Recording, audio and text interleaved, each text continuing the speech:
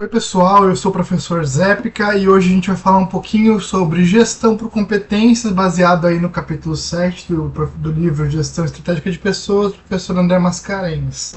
Então, vem comigo, qual é o nosso roteiro, o que a gente vai falar? A gente vai falar um pouquinho do contexto, de onde surge a gestão por competências e por que ela surge, né? Falar dos níveis de gestão, os níveis de competências, os elementos das competências, as abordagens de gestão por competência e a gente fecha depois fazendo aí uma apreciação crítica da abordagens por competências. Vamos lá. Então, iniciando aí, a primeira coisa que a gente precisa fazer é estabelecer um contexto, né? Por que surge uma gestão por competências ou por que se desloca um olhar de fazer uma gestão pelo cargo para uma ideia de fazer uma gestão por competência? Primeira coisa que a gente precisa pensar é a crise que houve do Fordismo que vai culminar no Toyotismo. Então aquela crise de acumulação empurrada do Fordismo, produção em massa, empurra para o mercado sempre ávido por comprar. Então essa lógica de empurrar a produção, ela vai ter um problema grande ali na década de 70, sob vários aspectos, também por uma questão da crise do petróleo, que o modelo então de produção empurrada vai perder um pouco o seu fôlego. A gente vai precisar buscar aí na inspiração asiática, né, outros modelos de produção, e aí vai aparecer o modelo toyotista de produção, um modelo extremamente baseado em tecnologia, onde as funções dos operários não são mais aquelas funções tão repetitivas, são funções que agregam outras funções, ele está ali mais flexível, ele vai se colocar de uma forma que ele possa trabalhar várias coisas ao mesmo tempo, porque as microtarefas elas vão passar para a máquina, elas vão passar para a eletrônica. Então, estabelecido isso, a gente pode primeiro começar pensando que no toyotismo a gente tem a questão da reestruturação produtiva. Então a produção agora ela não mais é em massa, não mais ela é uma produção empurrada ao mercado, não mais ela é uma produção que tem ali uma questão de um fator humano muito intrínseco. O fator produtivo ele passa boa parte para a máquina. E então, se ele passa boa parte para a máquina, agora a função da pessoa, né, o que a pessoa vai fazer dentro da organização, ela já não é mais aquele cargo extremamente detalhado, aquele cargo extremamente minuciosamente definido, como uma questão mais taylorista. Ela vai passar por uma ideia de acumulação flexível. Então ela vai acumular outras funções, ela vai se tornar flexível naquilo que ela pode fazer para poder atender várias funções, uma vez que o trabalho repetitivo agora é da máquina, não é mais daquela pessoa. Ora, se o trabalho repetitivo é da máquina, o cargo já fica um pouco... Já se perde um pouco a lógica do cargo, o conceito de cargo fica insuficiente, porque a lógica do cargo é aquela coisa repetitiva. Tu vai sempre fazer isso, então aqui as funções que tu vai sempre desempenhar. Quando tu não tens essa questão da repetição per si, tu vai precisar ter aí uma lógica de acumulação flexível. Então tu fica disponível para fazer outras coisas e para poder contribuir com o repensar do processo. Então a competência ela começa a aparecer como uma gestão descentralizada do cargo. Já não importa para a gestão a questão do cargo, importa para a gestão a questão da competência. O que essa pessoa consegue fazer com aquilo que ela tem. Então as competências elas vão começar a ser enxergadas como capacidades das pessoas e não do cargo. O cargo vai ser como se fosse aquela foto, né, do momento, o que tem que ser feito, como é que tem que ser feito. Já a competência é algo dinâmico, algo que vai ser visto e percebido no dia a dia. Estabelecido esse contexto, a gente pode colocar aí duas ideias principais que vão amadurecer o contexto de competência. A primeira delas é do David McTillan, em 73, que ele vai estabelecer competência como uma característica própria de uma pessoa que tem um desempenho superior em uma tarefa. Ou seja, a lógica de comparar o desempenho de uma pessoa com a de outra, uma lógica competitiva, que é o contexto de competição, né? O contexto de estratégia, que vai ser um contexto que vai ser meio que predominante assim, na lógica de gestão por competências. Tá? Em contraposição, a gente tem o Philippe Renaud, né, que é um suíço, que ele vai estabelecer a competência como a faculdade de mobilizar um conjunto de recursos cognitivos, então saberes, capacidades, informações, para a solução de um problema. Então a gente tira a lógica da competição e a gente coloca a lógica de melhoria de processo, de solução de problemas o tempo que aparecem eles, né? Então a gente coloca ali uma questão mais cooperativa a partir dessa ideia do Penrose. São as duas contraposições e essas duas vão se colocar muito, por incrível que pareça, muito imbuídas uma da outra quando a gente for falando de gestão por competência e a forma como ela vai se colocando nas organizações. Estabelecido o contexto, a gente pode falar dos níveis de competência, né? E a gente tem pelo menos 4 níveis de competência para a gente poder pensar. Esses 2 primeiros são os mais padrões, ou os mais encontrados nas organizações, e a gente tem ainda coletivas e profissionais. Vamos falar um pouquinho de cada uma delas. Primeira questão é a questão dos níveis organizacionais. Então, quem vai estabelecer essa lógica, essa ideia de competência no nível organizacional, vai ser o Prahalad e o Hamel, em 1990, quando eles lançam o livro Competindo pelo Futuro, e eles vão colocar aí a ideia do core competence, né? A lógica da competência essencial do ponto de vista estratégico. Então a competência ela é um recurso que vai oferecer real valor para o cliente, vai ser difícil de imitar, vai ser útil em novas oportunidades. É a lógica clara da competição, né? Então, eu estabeleço aí uma competência essencial e eu desdobro essa competência essencial em competências individuais. Então, o que a organização tem de competência e de que forma as pessoas vão tendo competências também junto dessa organização para compor essa competência essencial, tá? Essa competência organizacional. Depois do Prahalad e Hamel, a gente tem aí as competências individuais, que aí vai ser o desdobramento, e aí a gente vai começar a entrar na teoria de gestão de pessoas em competências. Quando a gente fala que as competências essenciais, as organizacionais estão definidas, a gente vai desdobrar essas competências até chegar no nível do indivíduo. Então, há uma competência da organização, por exemplo, a organização ela tem uma competência de liderança na qualidade de atendimento, por exemplo, competência estabelecida. Liderança, qualidade e atendimento são as competências essenciais organizacionais. Eu vou desdobrar essas competências de liderança, de qualidade, de atendimento para as pessoas, para os indivíduos. E eu vou desdobrar outras competências individuais para cada um. Então, cada indivíduo vai ter que ter um conjunto de competências em toda a organização. Todas as pessoas que trabalham naquela organização vão ter ou um pouco mais ou um pouco menos daquelas competências, mas vão ter que ter competências que estejam coesas aí com a competência organizacional. Então a competência do indivíduo conecta com as competências organizacionais para alcançar um objetivo estratégico a longo prazo. Então, essa lógica de competências organizacionais que se desdobram em competências individuais é uma lógica que vai permanecer aí nas organizações e é uma lógica como se vai fazer gestão por competências meio que por padrão. Todavia, existem competências em outros níveis, como a competência coletiva. A competência coletiva vai ser a lógica de competência com a equipe. Então, aquela equipe é competente em alguma coisa. Aquela equipe tem um conjunto de competências que torna ela competente nesse aspecto. Então, pessoas com as mesmas competências naquela equipe vão se juntar, ou vai se estabelecer uma equipe com as pessoas com as mesmas competências, ou com competências complementares, mas que juntas elas estabeleçam esta competência. Então, essa equipe tem uma competência no sentido de trabalho em grupo. Essa equipe tem uma competência no sentido criativo. Dentro daquela equipe vão ter competências complementares ou todo mundo vai ter um pouco mais ou um pouco menos de questão criativa. Então, as competências coletivas. Uma nova forma aí de perceber essas competências, mais agora já mais atual, né, é a competência profissional. Então, a competência profissional é a competência que um determinado grupo profissional precisa ter, né? Por exemplo, aqui eu trouxe a ideia da administração. Então, quais são as competências que um administrador precisa ter no nível da profissão? Qual é a área de competência que um administrador precisa ter?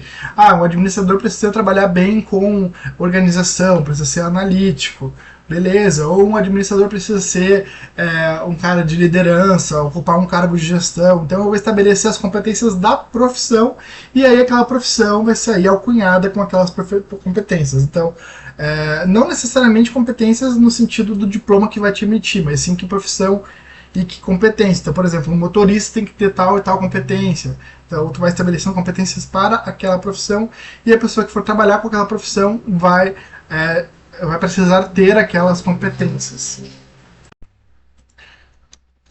Só a nível de exemplo, aqui eu trago as competências da profissão de um tecnólogo em processos gerenciais, por exemplo, né? Então, que competências? Competências que o tornem capazes de atuar na gestão de processos, de marketing, produção, operações, gestão de pessoas, finanças e estratégias nas organizações. Então aí as competências que se espera de um tecnólogo em processos gerenciais, competência profissional, né?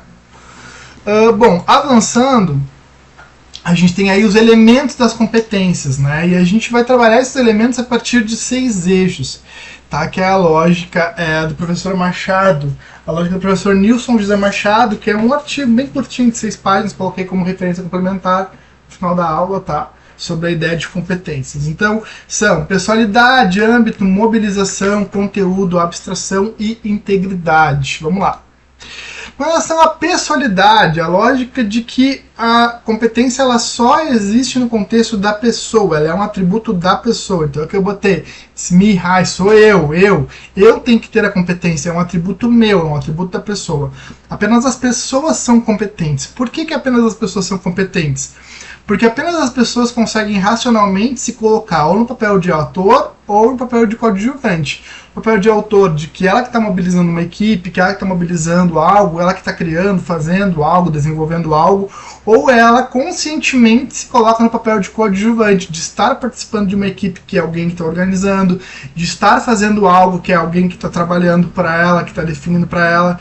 Então as pessoas elas são competentes em si mesmas, né? Não dá, por exemplo, dizer que uma máquina é competente. Uma máquina não é competente, ela não tem a questão da racionalidade para decidir ou não decidir ser competente. Ela vai trabalhar na frequência, no formato que se organizou ela para ela fazer, que se programou. Já as pessoas não, elas conseguem ter a decisão de serem competentes ou não, de como que elas vão ser competentes também. Então é uma questão de pessoalidade para que haja competência. Segunda questão é a questão do âmbito. Então, ninguém consegue ser competente em tudo o tempo todo. As pessoas são competentes num certo limite, dentro de um contexto. Então, eu sou competente nesse contexto, mas eu não sou competente em outro. Então, eu tenho que estabelecer o contexto, o limite, onde que eu sou competente, de que forma eu sou competente. Então, a competência, por isso que ela é tão orgânica e flexível, né? Dentro de um âmbito eu sou competente, dentro de outro eu não sou. Então, a amplitude do âmbito em que eu sou competente, ela não pode ser tão grande assim, para tipo, eu sou competente nisso, naquilo. E porque acaba que eu não vou conseguir ser competente adequadamente em todas as coisas, né? E também não pode ser uma coisa tão pequena, eu sou competente só nisso, que qualquer pessoa pode ser competente como eu e acaba que eu não tenho diferencial. Então aí a literatura vai recomendar que a gente estabeleça entre 7 e 12 características de competência para as pessoas, porque esse seria o número adequado. Menos do que 7 competências, aí a pessoa está com uma competência num âmbito muito pequeno, e mais do que 12 competências é muita coisa, a pessoa não vai conseguir gerenciar isso, tá? Então a questão do contexto é importante.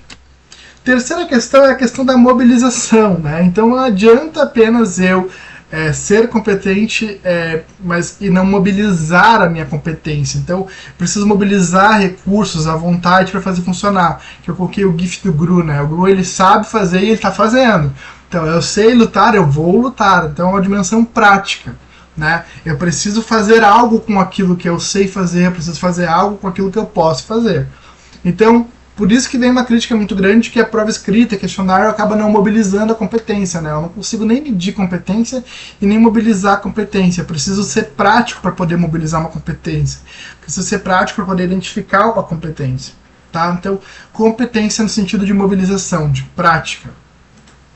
Só que também não adianta apenas ser competente no nível prático sem ter um conteúdo. O que é o conteúdo? O conteúdo é o domínio teórico, o conhecimento técnico.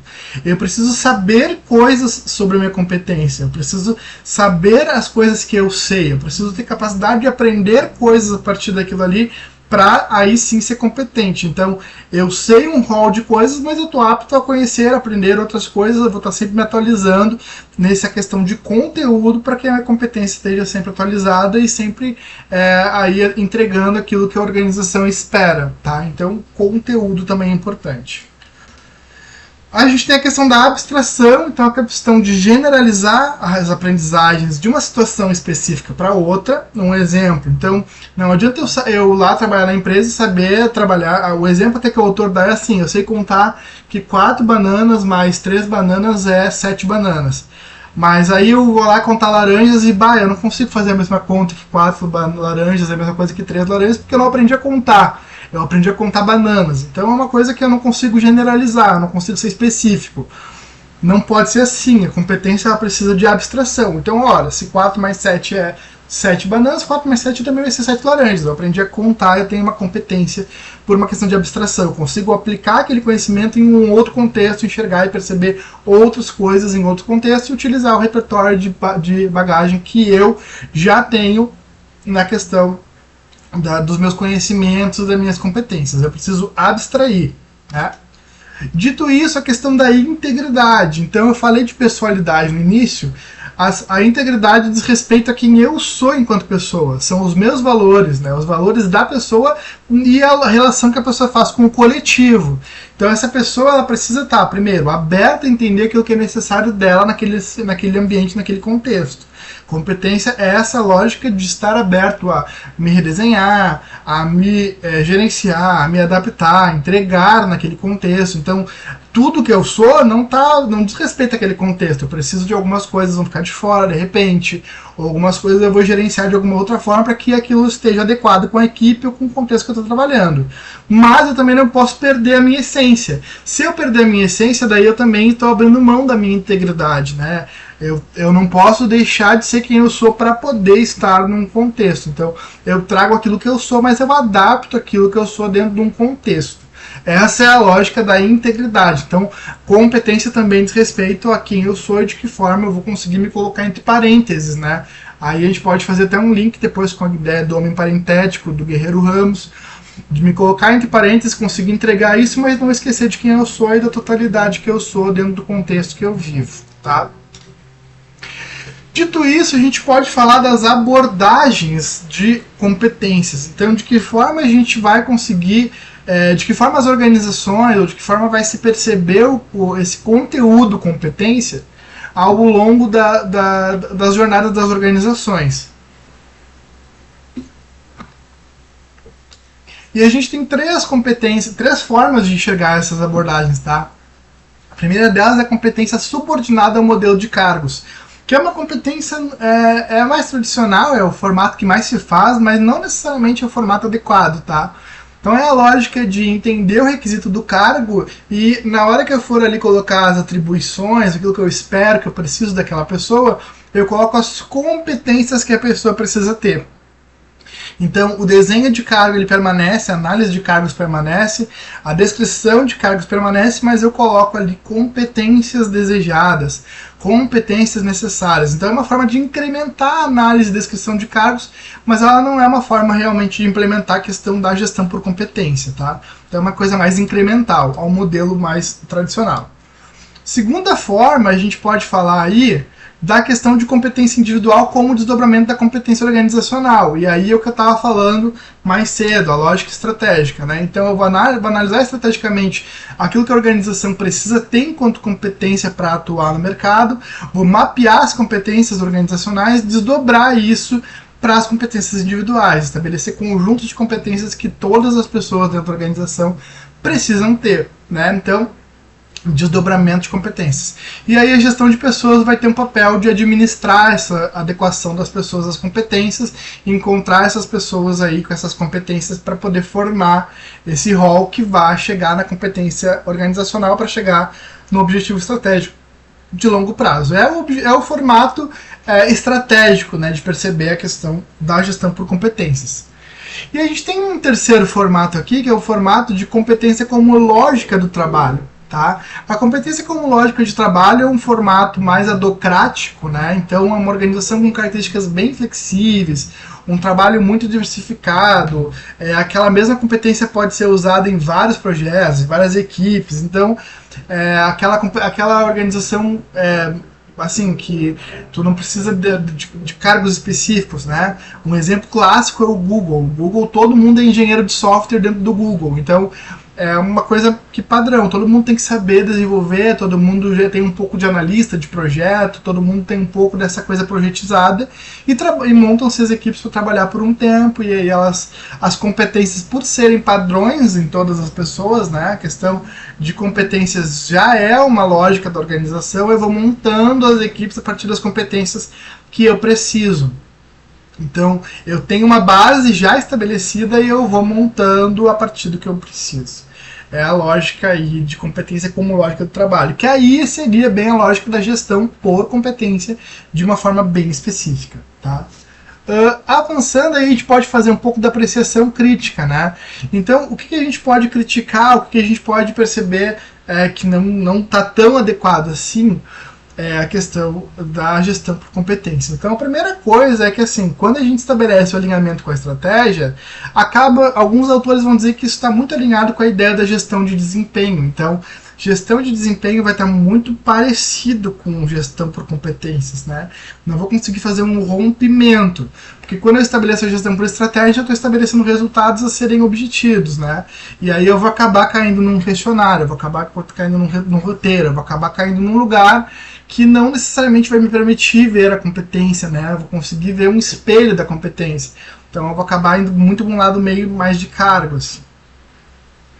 Segunda questão é que, para a gestão por competências funcionar, precisa ter um ajuste na cultura organizacional da empresa.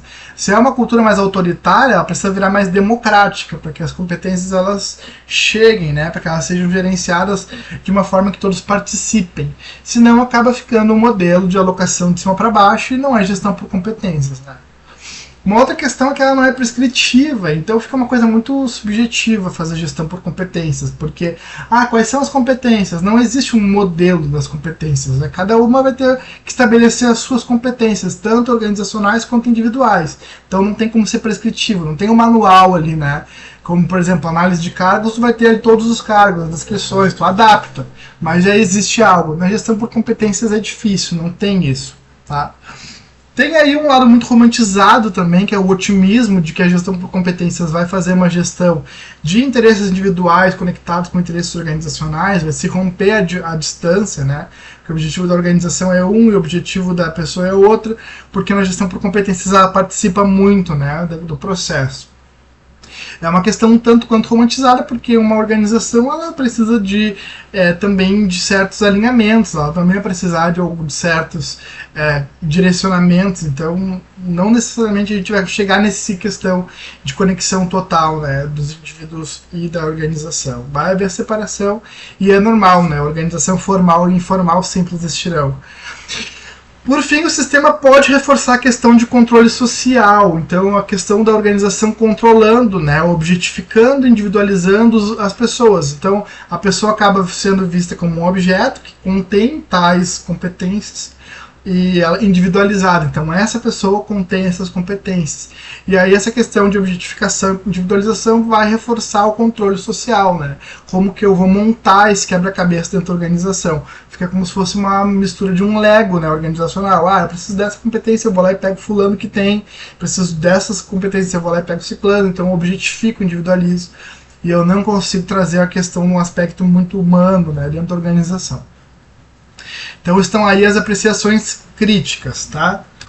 Vamos avançando, a gente vai fazer a proposta aí de uma atividade avaliada, tá? Então a gente, como trabalhar uma atividade avaliada a partir de gestão de competências, e eu coloco aí essa possibilidade. Primeira, a possibilidade seria então dividir a turma em 4 grupos distintos, em que a gente separa esses grupos em que as pessoas não se escolham, tá? Quem tem que escolher de forma aleatória para que fiquem bem plurais. Definidos esses 4 grupos, a gente vai definir 4 grupos dentro de uma organização de redes sociais, né, de influência de redes sociais, uma organização de redes sociais. Então o papel do influenciador, o papel de gestão de redes sociais, o papel de TI e o papel de prospecção. 4 grupos, cada um trabalhando com um desses. A gente vai definir 3 competências organizacionais. Então os grupos vão definir 3 competências organizacionais para a empresa, no sentido geral, o que essa empresa precisa ter para poder atingir seus objetivos a longo prazo, e aí cada grupo vai definir 7 competências individuais. Então o grupo de influenciador vai definir 7 competências para influenciador, o grupo de gestão de redes vai definir as 7 competências das redes sociais, o grupo de TI as 7 competências para redes de TI, enfim, cada grupo vai estabelecer essas competências. Essas competências elas precisam estar coesas, então precisa haver um aspecto organizacional individual juntos, né? Não dá pra inventar coisas muito diferentes, elas têm que estar conectadas. E aí a pessoa, cada grupo entregar isso aí no formato de PDF, no AVA, né? Valendo um ponto na média do bimestre. É uma possibilidade aí de avaliação, tá? Referências que a gente utilizou na nossa aula. Então a gente utilizou o livro do professor André Mascarenhas, tá? Gestão Estratégica de Pessoas, a gente usou em específico no capítulo 7, que é o capítulo Gestão das Competências, aqui, capítulo 7, Gestão das Competências, tá? Então eu indico a leitura desse capítulo para poder revisar os conteúdos que a gente já trabalhou. Um segundo conteúdo que a gente utilizou é o arquivo sobre a ideia de competência, né, o artigo do professor Nilson José Machado, tá? É um texto bem curtinho, de 6 páginas, e coloco também como referência complementar a dissertação do professor Álvaro Mello, onde ele coloca aí aspectos críticos da gestão por competências. Tá? Então essas seriam as nossas referências da aula. Para a gente fechar sobre o que a gente falou na aula de hoje, a gente falou um pouco do contexto, de como é que surge a lógica da gestão por competências. Falamos aí a questão dos níveis de competências, né? Como é que são estabelecidos esses níveis. Falamos dos elementos da gestão por competência, os 6 elementos. Falamos das abordagens e, por fim, a gente fez aí a apreciação crítica, tá? Da abordagem de gestão por competência. Aí tem um QR Code, meus contatos. Quem quiser falar comigo vai ser um prazer, trocar um e-mail, uma mensagem, tá? E dar um feedback também da aula. E eu vou deixar na descrição do vídeo aí as referências e também esses materiais que são digitais para download, tá bom? Então, obrigado, gente. Valeu. Um abraço, professor Zépica.